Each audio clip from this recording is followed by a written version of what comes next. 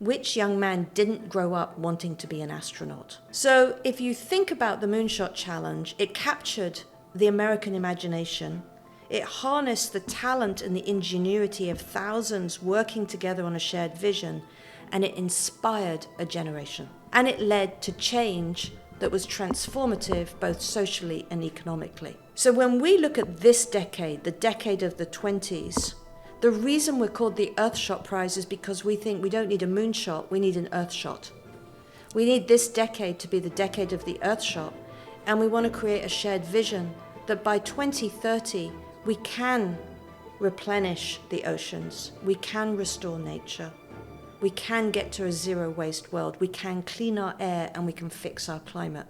Hello and welcome to Kaplankaya on the southwestern Aegean coast of Turkey. We are recording the podcast, the Harvest series, where we interview amazing speakers, practitioners and artists joining the Harvest Summit. I hope you will enjoy this episode.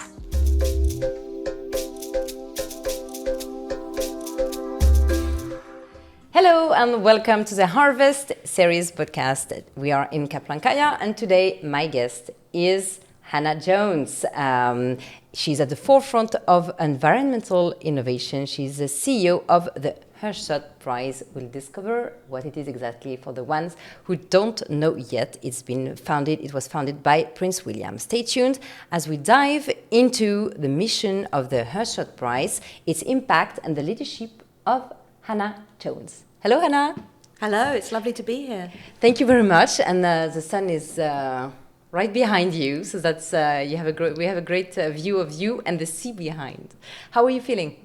I feel great. Whenever I'm near the ocean, I feel good. So I'm in my happy place. Oh, that's good. And glamping is okay? Glamping is great. Yeah, wake up to the sound of the ocean and the birds. What more could you want? Oh, okay. If you can start.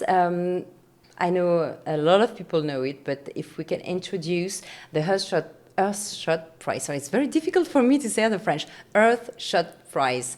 If you can tell me about it and its primary mission. I'd be happy to. So the Earthshot Prize was founded by Prince William, the Prince of Wales. And it's probably a good thing to go back in time to 3.5 years ago to the founding idea behind it. And really what happened was that Prince William had two observations and one inspiration to found the Earthshot Prize. So the first one was that he was visiting an environmental conservation project, a project that was enabling biodiversity to come back, the local villagers to stop poaching animals and to start being able to get their income from biodiversity. And his observation was, wow, this is working. This is amazing, but why aren't we doing this everywhere we can? Why isn't it being scaled? Mm-hmm. And what he took away from that was that he kept visiting environmental solutions, but they weren't going to scale, and that the world probably had a speed to scale problem as it relates to the environment. His second observation was, this was back in 2019, he could see how much anger and anxiety was starting to come with the young generation around climate change. Yeah. And you could see the Climate Fridays, which are a really great movement for change, but they're also triggering a great deal of anger and anxiety in young people. And what he was worried about was that would lead to apathy and inaction and also real mental health issues for young people. And his question was, how do we inject urgent optimism back into the narrative about the environment when we live in a time when so much of the conversation about the environment is negative? It's about defeatism or denialism. And that can't be healthy. Mm-hmm. So with those two questions, can't we talk more about speeding solutions to scale that already exist? And can't we bring some optimism into the story? The original team looked around for inspiration and looked at President Kennedy's Moonshot Challenge. So if you go back to the 1960s in America, President Kennedy famously challenged the American people and said, we will land a man on the moon and bring him home safely in 10 years. And of course, it was seemingly impossible. And his own team said, this is completely impossible. We don't have the money, the people, the talent. It can't be done. And history shows that they actually landed the man on the moon and brought him home in 7 years. Mm-hmm. Now, how did they do it? Okay. That is what gets interesting. They did it, first of all, through radical collaboration. 450,000 people that never had worked together came together with their different expertises to figure out pathways to how they would make that possible. Secondly, along the way in doing that, they birthed hundreds of other innovations that created economic and social progress along the way. It's thanks to trying to land on a man on the moon that we have a microwave, for example, or we have dried foods. Those are all inventions that happened because of it. And thirdly, perhaps most importantly, which young person in the 60s, particularly young men, since he only thought men could go to the moon, which young man didn't grow up wanting to be an astronaut? So if you think about the Moonshot Challenge, it captured the American imagination. It harnessed the talent and the ingenuity of thousands working together on a shared vision, and it inspired a generation. And it led to change that was transformative both socially and economically. So when we look at this decade, the decade of the 20s, the reason we're called the Earthshot Prize is because we think we don't need a moonshot, we need an Earthshot.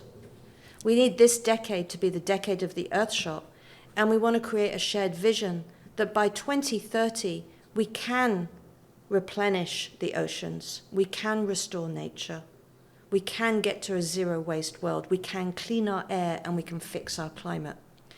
And that to do that, we need a radical movement of collaboration. We want to spark everybody's imagination and unleash people's creativity to drive change and solutions to scale. Wow, that's beautiful. Thanks for explaining it so clearly. And so which tools are you using to implement this? That's a great question, because actually we've kind of picked from different models our tools. So we're not just a prize. We're a prize, we're platform, and we're movement. So if I first of all focus on the prize, which is the beating heart of everything we do, we spend every day searching the planet for solutions. We have 5 Earthshots: oceans, nature, waste, air, and climate change. And we have a community, a growing community of official nominators who are selected because they have expertise and networks across the world. And with them, we go out and we search for solutions. And we're agnostic. The solution could be a startup, it could be a not-for-profit, it could be a government, a city, a state, a youth movement, an academic, because we think that the solutions actually have to exist in every part of the world. We have a bias to diversity and representation, so we double down on making sure that we're looking for female-founded organizations, indigenous-led organizations, and Global South-led organizations. And that's something we're proud of and committed to. Wow. And over the last 3 cycles of prize search selection processes, we are now at about 5,000 nominations in total that basically is starting to help us become the equivalent of the Google search engine for solutions. Amazing. And our goal is to become a public platform where we have basically an open database of solutions that help the world more than just for the few that we award the prize.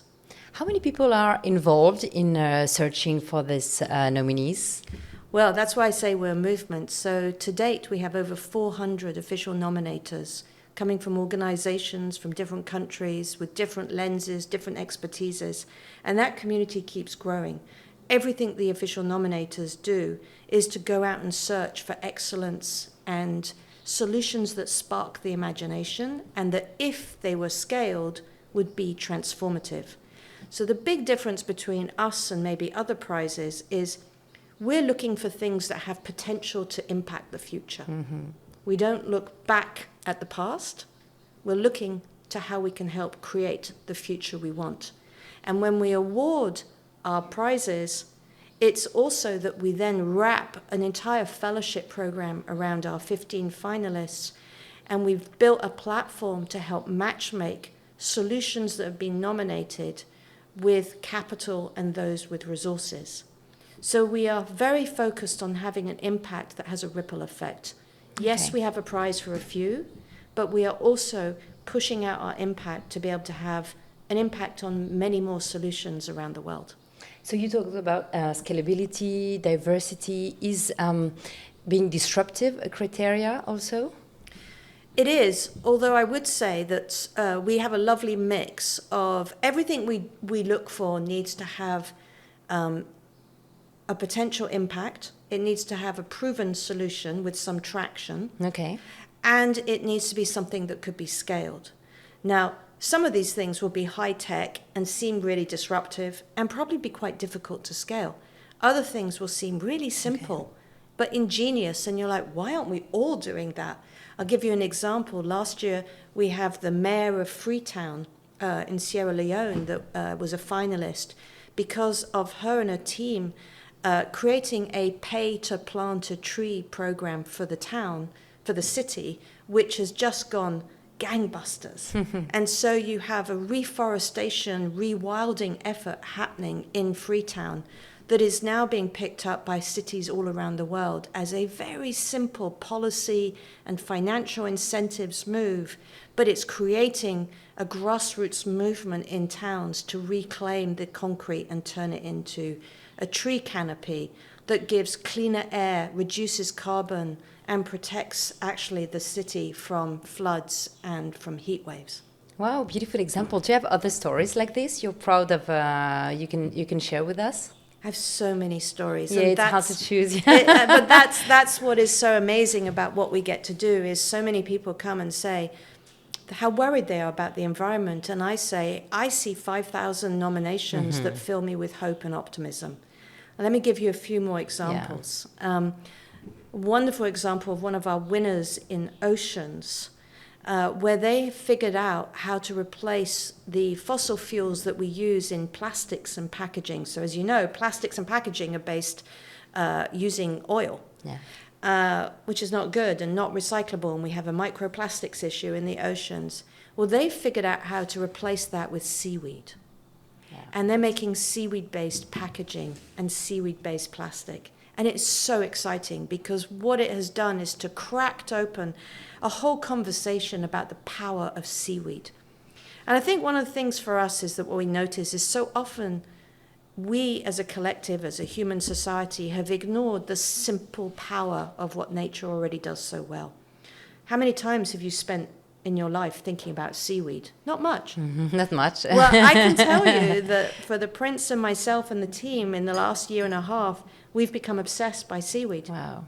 Seaweed is amazing. So seaweed, when grown properly, can actually help replenish marine biodiversity. It acts as a place where shellfish come, who clean the ocean.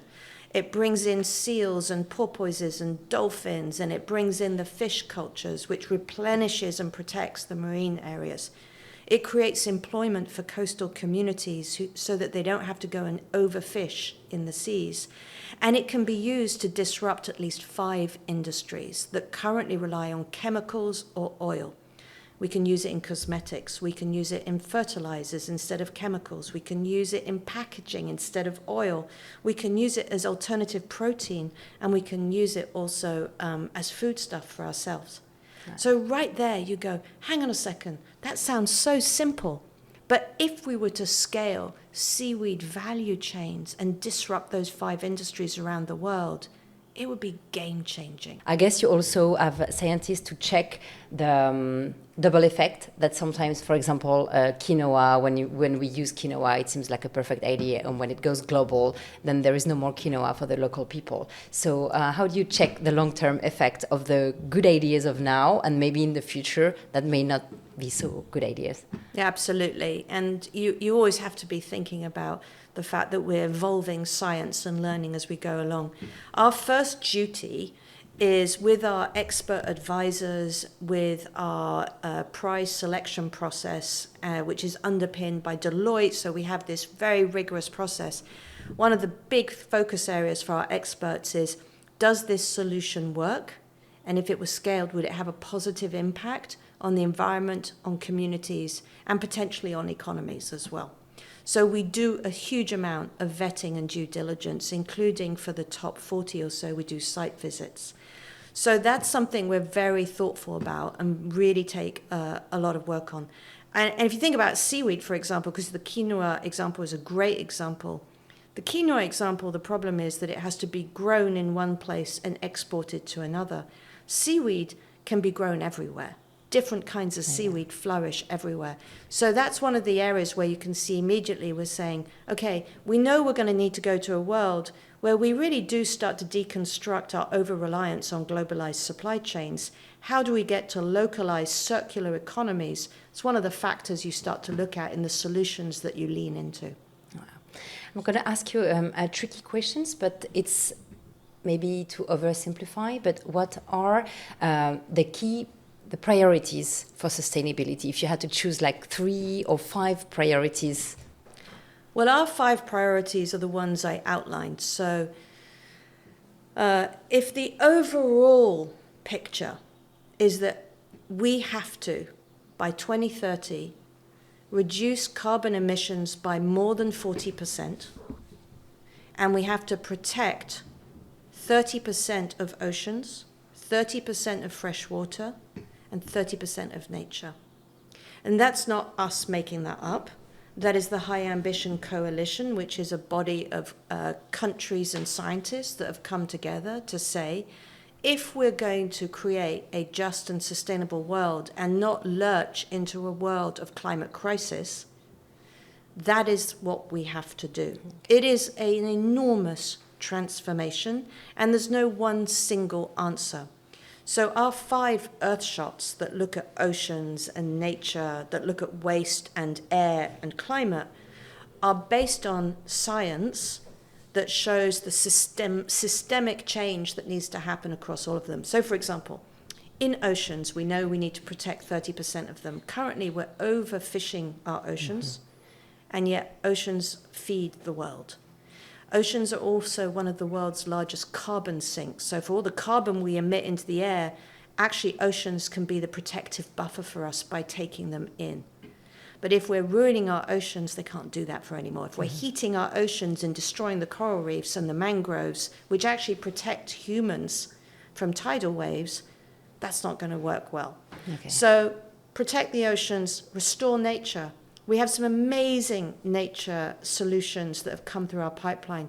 Countries like Costa Rica, that was our first winner in nature in year 1, who for the last 30 years have gone against popular opinion in the world and have protected what they call biodiversity corridors.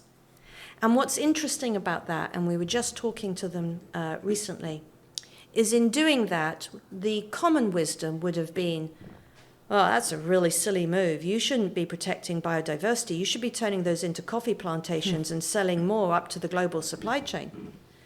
Well, no, because by protecting those, they've created a diversity of nature that has led to more economic prosperity for the local community whilst protecting nature. So these are all the examples where you say, we need so many more of those, and we need them to go to scale. There's even science and math to tell you that if we're going to get to those 2030 high ambition goals, most of that, 60% of that will be because we have to scale things that are already in the market, like solar and renewable energy. 40% of it needs to come from innovations that are not yet invented. And that's where the Earthshot comes in. We're here to stimulate the innovation movement and the creativity movement. How do the winners benefit? So we have 5 winners a year, 1 for each Earthshot, and they receive a catalytic grant of £1 million each. The 15 finalists, which includes the winners, then are part of what's called a fellowship program, where we spend a year with them, taking them basically through a mix of an accelerator and a fellowship and a peer-to-peer network of support, combined with coaching and bespoke support from the world's best companies and the world's greatest leaders. So we provide them with hands-on coaching and support. We put them on the global platform, and we actively go out and help matchmake them with potential funders and organizations that can give them their first contracts, that can invest in them, can donate to them. And we measure our impact that way. So for every £1 of prize money, we're thinking about how many more we catalyze as additional resources to come into these cohorts. We never let you go. Once you've joined the Earthshot family, you're part of the family. So our alumni, our growing body of alumni, we stay connected and we keep a track and we help them all the way through. Wow, beautiful. What's your relationship or your partnership or your collaboration with global organization or countries? Well, it's significant, actually. So we have a global alliance of partners, which is a mix of not-for-profits that are the big environmental organizations, but also major corporations, major big banks, big institutions. And we're our founding partners who underpin the organization and our work range from Bloomberg Philanthropies to the Bezos Earth Fund through to the Aga Khan Development Fund. We have we have about 20 to 21 founding partners who don't just come on a journey with us by investing and donating capital to us. They're our thought partners. I think of them as really deeply embedded partners. And I suppose if you step back, that's really at the heart of what we're doing. We're not interested in growing a big organization. We believe we need to be a movement. We want to Earthshot to become a verb in the dictionary. We are very deliberately a decentralized organization focused on building services and products that can be scaled and taken by others. We're a big believer in platform and network effects. And so perhaps unlike other not-for-profits, we think more maybe a bit like a tech startup, but also like a movement. Okay. What's your view on failure? And I guess it's something that could happen to a startup that you're supporting. Oh, absolutely. And to us as well. Part of what I brought with me from my story of where I'd been before and what I'd done before was that about 10 years, 15 years ago, I really fell in love with the art and science of innovation and the way in which having a culture of fast failure and fearlessness needed to be the underpinnings of innovation and creativity. I don't think you can innovate or be creative if you wake up with fear and if you are ashamed of failure. And that requires organizations and leadership that enables people to feel proud that fast failure is quick learning and cheap learning. And so we bring that mindset to ourselves as an organization, but we also look like almost like a venture capitalist with a portfolio, and we look at Earthshot finalists where we're investing in their potential. Yeah. And so we know some of them are going to struggle.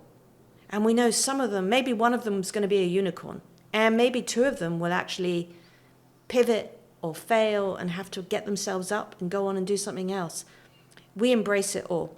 And we're here for the tough bits, the messy bits. That's what being a family is, right? And we're also here to cheer on when they make the news and they close their round or they get their next big donation.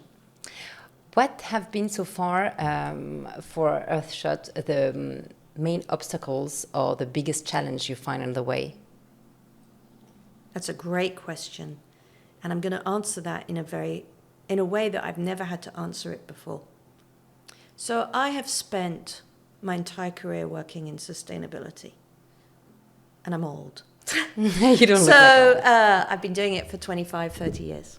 And most of the time, it was taking a big rock and trying to walk up Everest. We were going against the common mythologies, timing, culture. When I started, there was no such thing as sustainability. There was no ESG. There were no playbooks. Nobody had a degree in anything like that. And nobody knew what they were doing, but we were making it up. And really, it was a push function. Most of my career, I've had to push to get people to not turn around in the corridor and run away from me because there's this woman coming to tell me I need to do things differently. And maybe it's going to cost me money and it won't be a short-term play. What am I doing? When I joined the Earthshot Prize, one of the things, and sometimes, a friend of mine always says, being in a startup that is successful is a mix of having the right idea at the right time and a bit of luck. And I think with the Earthshot Prize, coming out of COVID, we're the right idea at the right time. And we didn't have luck. We had the prince and we had his platform and we had partners that wanted to put wind in our sails.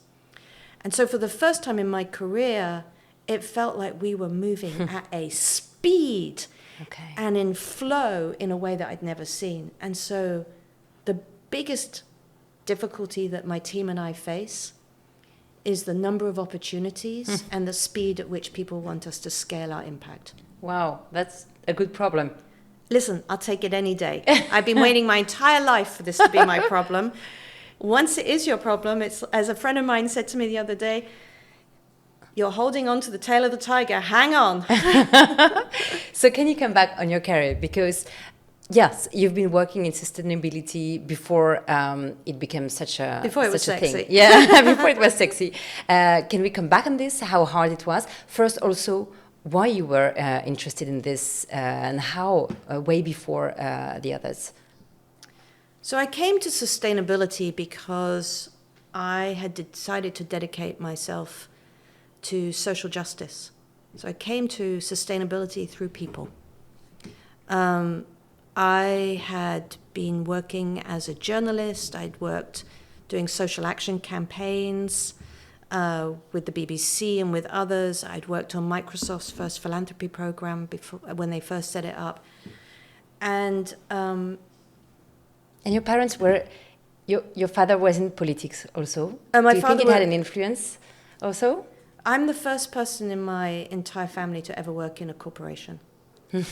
So I think I came very much never with that expectation. My father was a civil servant in the European Commission. My mother was a feminist, helped build a feminist organization and a refuge for battered women. And so to me, having a purpose be at the heart of what I did was actually the norm. The question was, what was my purpose going to be? And for me, it started very much being about people, and particularly young people. I had some very formative experiences in my young life where I saw young people really suffering. And it made me want to deal with exclusion and injustice through my career. And in 1998, I was approached to join Nike at the height of the sweatshop campaign that was being rolled out against them, and to join their first ever corporate responsibility team in Europe, Middle East, and Africa, and to figure out how we could actually deal with the issues that we were seeing in the supply chains, in the factories. Oh, I think you must have thought twice about this. It's a risky... Yeah, it was risky mission. It was. I lost friends because of it. I had friends who said, I will never see you again. You've gone to work for the devil. Wow. And in the first week of being there, I had activists who I respected a lot throw shoes at me and threaten to burn shoes in front of my house. Wow. And it was either an act of insanity or else it was exactly what it turned out to be, which is the best thing I ever did. So what led you to accept this mission? I like solving big, audacious problems. And I believed that Nike was ready to change. If I hadn't believed that they truly wanted to see the change happen and that it was a PR exercise, I would never have gone near them. Mm-hmm. But they had taken a beating, and they had had an internal come to Jesus moment, where they realized that as leaders who had actually helped to design the globalized supply chain, they needed to no longer see this as a PR effort, but to see it as a substantive design effort and to go after it. And that, to me, felt like the best problem to try and go and solve. And so for the next X years, in my first 6 years there, I was just crawling in and out of factories, meeting with women workers, walking through worker dormitories around the world, understanding the root causes of these issues, seeing how entire business models had been designed without taking into account nature or people. That all we were focused on collectively, and still to this day businesses, is that bottom line that excludes the environmental and the social costs or benefits. It doesn't put a value on nature or people. And so we did incredible work as a team. It was amazing. I ended up working at Nike for 22 years. I became their first chief sustainability officer for 16 years. Wow. And then from there, I set up their first innovation incubator. And the reason I set that up was because what became clear to me was that as long as we didn't address the business model challenges collectively as a society, as long as we were making stuff that relied ultimately on nature, we weren't going to be able to solve the sustainability problem, and that you couldn't see it as a compliance issue or a risk issue. You had to see it as a disruptive innovation opportunity. And so how could you reframe sustainability out of a mindset of seeing it as something you have to tack on as an ESG compliance and then report on disclosure? But how could you see it as something exciting? And that was the journey that with Nike became so exciting. When designers decided to see it as a creativity challenge and began to think of new ways to make shoes using recycled materials, using different techniques like weaving and knitting a shoe instead of cutting materials and creating waste. It was amazing what I saw happen, and the incredible work and the ripple effect of collaboration with the industry, because that was the other big thing. We were the only group in the whole company that actually had to reach out to the rest of the industry and say, listen, we compete on everything else, but we all share the same factory supply chains. Because none of us own the factories. Okay. You would walk down the line and see Nike shoes, but then you'd see Adidas shoes and Puma shoes. So if we weren't all working together to say what the women needed and look at women's rights, it wasn't going to happen. And that was one of the big moves, which is again why I've always loved radical collaboration as a way to create system change. Wow. And looking back at this, at your experience at this big corporation that's been described as a villain, but also employs so many people and allows a living for so many people. What are the other lessons you take from this experience? That you can absolutely be the change in an organization and have a huge ripple effect, and that an organization can be a ripple effect in the world. You know, we went on to win prizes and accolades and create massive change in the entire industry. Is it good enough? Is it where it should be? No, none of the industry is where it should be. But did we move the machine of the whole industry? We did. And for that, it's really important to know how much a small, determined team can make happen if you will it into being and you dream it into creation. So that is one. The second is, it was incredible to be a part of a company that influenced and shaped culture the way that Nike did. And it was incredible, the storytelling that they were able to unlock with young consumers. That whole approach that we've only collectively ever used as a kind of consumer-facing product brand story, the question mark it left me with was, why can't we take some of that and apply it to the magic of environmental movements? You know, let's make it, being an environmentalist the new sexy thing to be. Let's make this a FOMO-inducing moment where everybody wants to be called a climate creative. Let's change the mindset, because when you change the mindset, you're changing neuroscience, you're changing the brain to see it as an opportunity. And a lot of that is about how you shift culture. Yeah. Why did, is it Prince William who chose you? Why did he choose you? Well, you have to ask him that. I'm sure you know. We shared the same dream when we met. Did you know him before? Absolutely not. The funny joke about this is I applied. It's the first time I've applied for a job in like 25 years. And it was during COVID, and I'd had a really clear epiphany, which was that climate change was going to make COVID look like a walk in the park. And that the agony and the pain that we were all experiencing of COVID, my first ever black swan event that I'd ever lived, was going to look so inconsequential compared to what climate change was going to do, that I decided I wanted to rededicate my career to sustainability, but in a different part of the system. And I was looking for a space where I could play a role in supporting the innovators and the creators at a systems level. And I was looking for a space that wasn't within a commercial or corporate environment with the short term so much of the focus. And I kept getting job offers to go and work for corporate X and corporate Y, and I was like, oh my God, I've done that, I can't do that. And I saw this little advert in the Economist, and it said the Earthshot Prize looking for a CEO. And it was 3 months old, nobody knew who it was. And so I wrote a letter to the headhunter, and I said, if this is just going to be a gala once a year, then I'm not going to do it. That's not what I wear, sneakers, so I can't do that. But if you want to have real impact, I'd love to talk to you. And the conversation with the prince was about what the vision was that he held. And it was is that he wanted to use his platform and his privilege and his ability to convene to make a real difference. Wow, fabulous. Hannah, I would like to ask you something. The last question, something I'm asking to all the guests of the Harvest series podcast. If you have a memory, because the theme of Harvest this year is a radical connection. If you have a memory to share where you felt radically, I don't know, but really connected with your family, a family moment. It could be a meal, and if you can share the atmosphere, the people, the food.